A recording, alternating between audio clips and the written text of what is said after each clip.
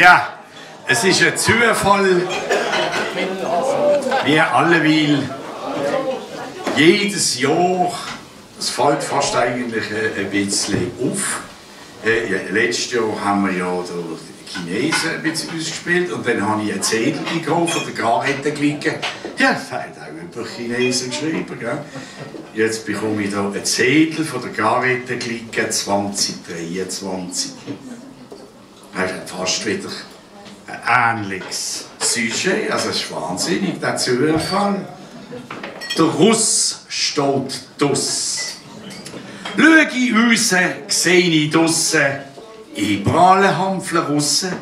Doch wo ich genau schaue, die Maschinen, die kommen aus der Ukraine. Mit Luxuskarren sind sie gekommen, haben die Frau, der Hund und das Geld mitgenommen. Und im Karren hinten hocken ein paar Gaufen drin.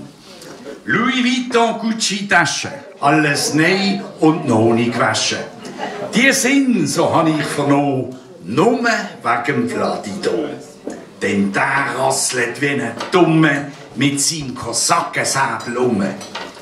Und schlägt draussen noch so drauf, der Zelensky gibt nicht auf. Der Krieg der Dänen macht mir weh. Es gibt kein Beluga-Kaviar mehr. Der Grimm-Sekt, das hat mich richtig getroffen. Den haben die Russen selber gesoffen. Ja, mit Bier und Servala lachst du heute keine Frau mehr an. Die meisten Schweizer glauben daran, der Krieg der geht uns doch nicht an. Denn die Schweiz, die setzt auf Neutralität. Dort zuerst, da brieft man die Bonität.